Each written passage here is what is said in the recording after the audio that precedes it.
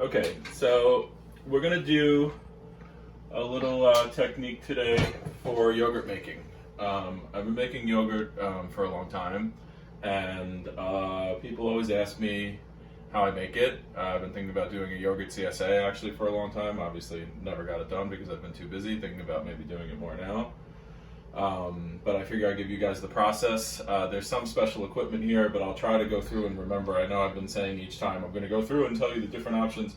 I don't always remember to do that, but I'm going to try and go through now and tell you what other options you can use besides some of the specialized equipment that I have here. But doing it exactly this way will make the best possible product, but there are ways to kind of get around that. So first, I like to use a mixture. This is a perfect ratio in my opinion. I use a mixture of heavy cream and half. This is Ronnie Brook Farm milk or cream, and I think that's very good. I just use the best quality that I can possibly get.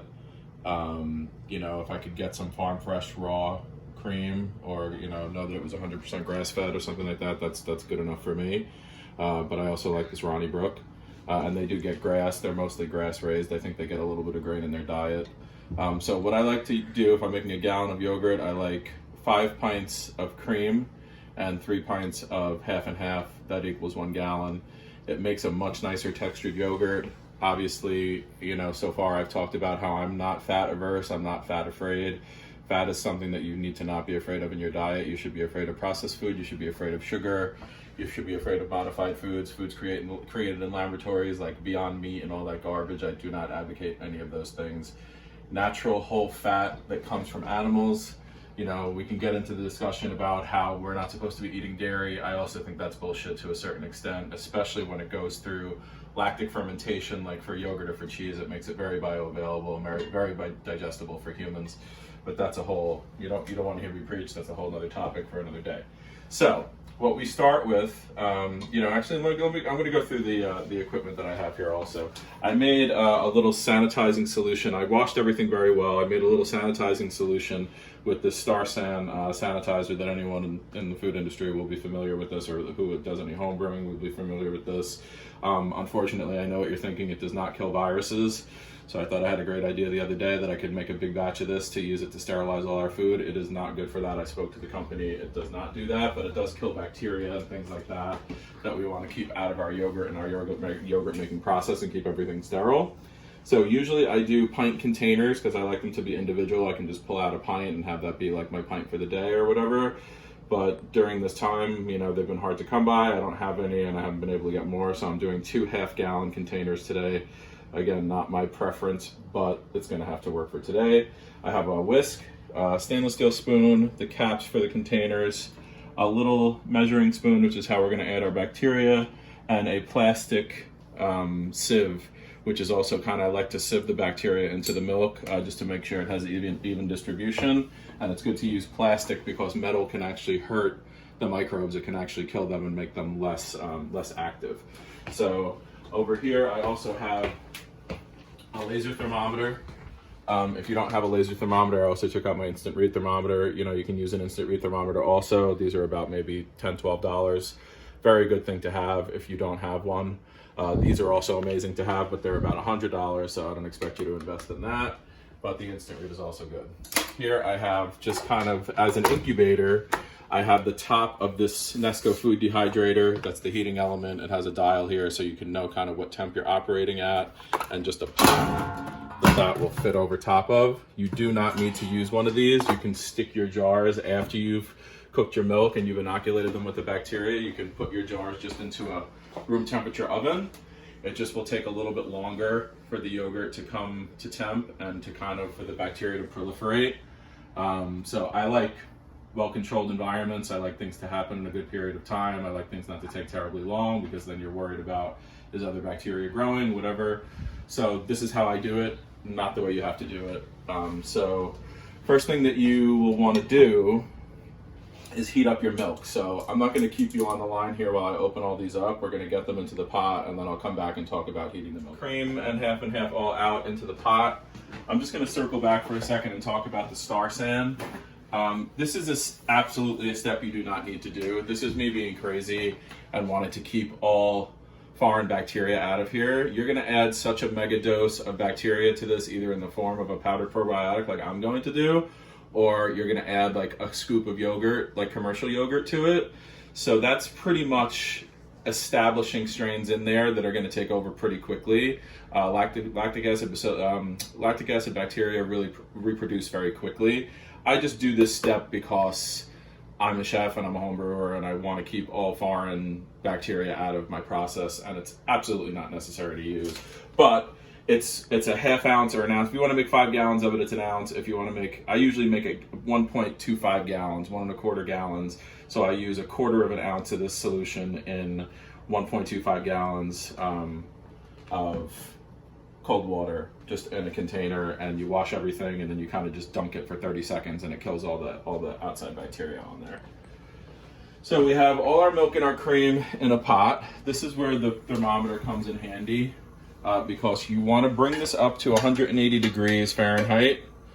Giving it a stir every now and then. I like to use the stainless steel spoon. I have like I think this is a 12 quart or 10 quart, just heavy bottomed, all clad Dutch oven pot.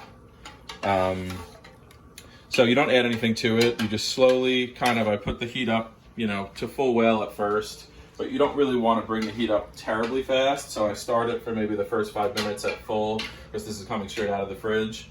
And then I turn it down to maybe medium. So you want to bring it slowly up to 180, and you want to hold it at 180 for 30 minutes. And that actually changes the milk protein in a way that gives you a really nice curd on your yogurt. It gives you a really nice, dense, beautiful curd. And you'll see, if I do this properly, sometimes I would say 90% of the time it comes out perfect, and there's just all kind of variables that sometimes the curd doesn't quite separate the way I like it to, but either way it still makes a good product. So this is going to take a while. This is why I said that the thermometer is important, because especially with the laser thermometer, you kind of just fire it out there. I see that my milk is at almost 60 degrees right now, so it needs to come up by about 120 degrees slowly over time. You would do the same thing with the instant read. You would just stick it in there. So I'm going to let this go for a bit, and when we're closer to time, when we're up to temperature. Okay, so now we're back. It's been about 20 minutes, 22 minutes that the milk and the cream and half mixture has been heating up. It's at 180 now, as you can see, nice and steamy. That's would be just at a simmer, just before a simmer. Then I've turned the heat down all the way to low, and I'm going to keep the lid on.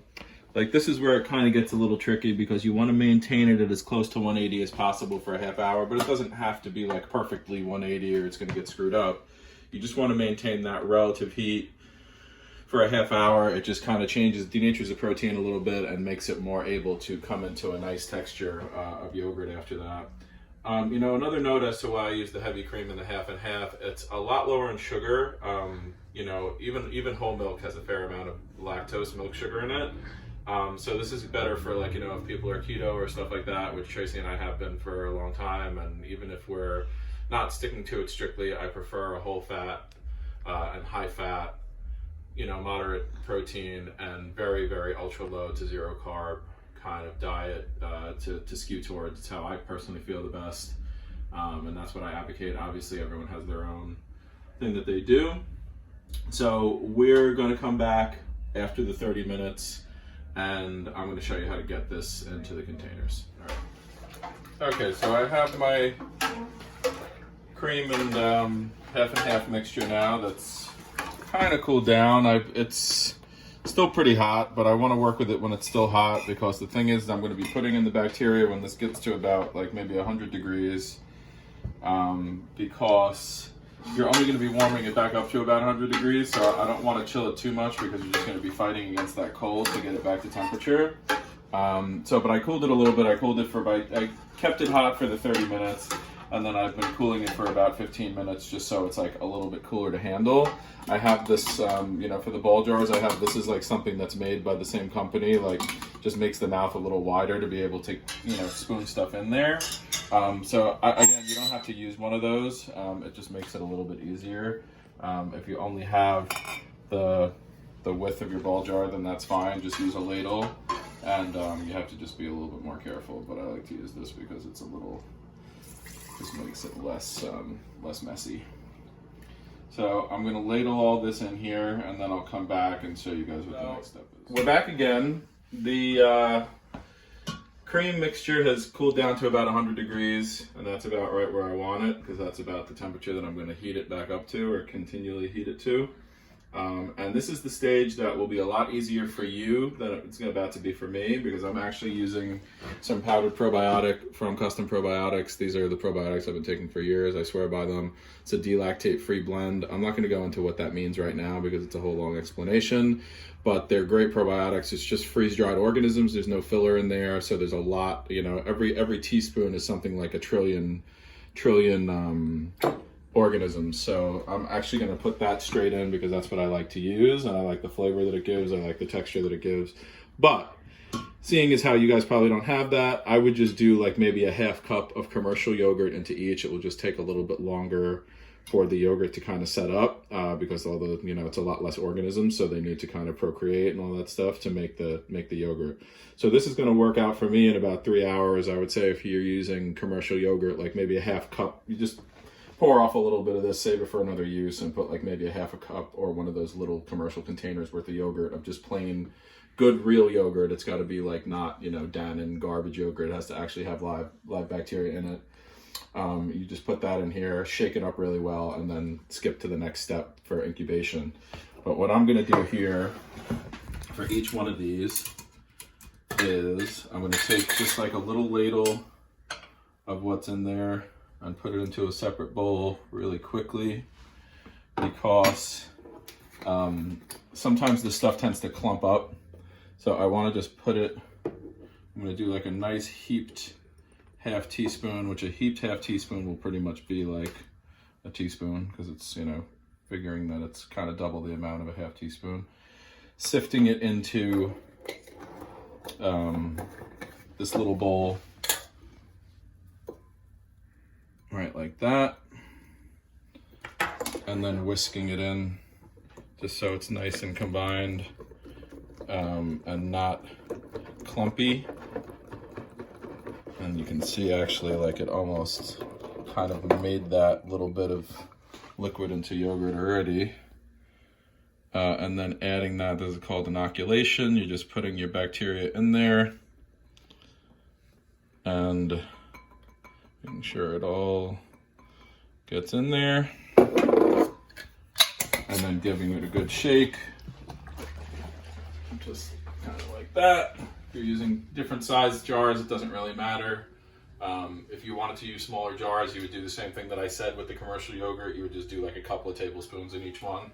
Just make sure there's enough space for it to go in there. And then I'm going to stick this right into my chamber. I'm going to do my next one. And okay, so now both of these jars are inoculated with the lactobacillus bacteria. And I'm going to plug in my little kind of jury-rig top here. At this stage, you guys would be putting it, like I said, into just the room temperature oven. That would be fine. Or, you know, there's a way to do it with Instant Pot. I own an Instant Pot. I just have never tried or explored that method. So you could also do this the same way in an Instant Pot. I'm sure that there's a lot of info online as to how to do that. So I'm just going to run this kind of not quite to the 105 degrees setting. So I want it to be about 100, 102, 103 degrees. That's what I found really makes the best texture of yogurt the fastest. So this, for me, because I put so much bacteria into it, like I said, will probably run for about 3 hours, 3.5 hours. But if you're using the commercial yogurt method, what they call that back slopping, when you put, you know, an already established colony of something into a new batch, it probably will take a little bit longer. If you're keeping it also in the oven, that, you know, the ambient temperature in there is probably only about 85 degrees or 90 degrees. So I'd say maybe give yourself about 8 hours or maybe even 10 hours. And because of the bacteria is already in there, as long as it's in a sealed jar, you know, it shouldn't be an issue with spoilage or anything like that. So yeah, and then when this is ready, I'm going to just take it out. I'm going to show you kind of how the curd forms, and then we're going to stick it into the fridge and it'll be ready to eat after it's chilled. So I just wanted to show, this has been, because of the large jar size, it actually took a little bit longer than I thought it was going to take. It took about 5 hours for these. But I just wanted to show kind of the idea of what happens to the cream. You know, see how I'm pushing the, kind of letting the jar fall, and it looks like there's kind of a curd in there that wants to separate. So that's kind of where we're at. You can see it a little bit better there. That's what happens. It kind of solidifies into one nice big mass. You don't really want to shake these up because it keeps the kind of integrity of the curd really nice. And you can see in there that there's a kind of a split there. And that's kind of one big mass separated from the whey a little bit. And that's exactly what you want. And now I'm gonna just chill these overnight, and then it's gonna be yogurt. Okay, so it's the next morning now. This is chilled overnight. As you can see, I've just woken up. Excited to check out my yogurt. You can see kind of from the outside of the jar that it's not watery anymore. It's nice and kind of seized up and solid, and still wants to spread away from the side a little bit, which is great. Because I used a ball jar and I heated it up, it's probably going to be a little suctioned, but it doesn't need to be done that way. Like, you're not trying to preserve this. So just want to show the texture. It's now a beautiful texture of amazing yogurt. Really nice consistency. It kind of like comes like a Greek yogurt type consistency. Really delicious, and that's what you want. At some point later, I'm going to do a video that shows some uses for your new yogurt.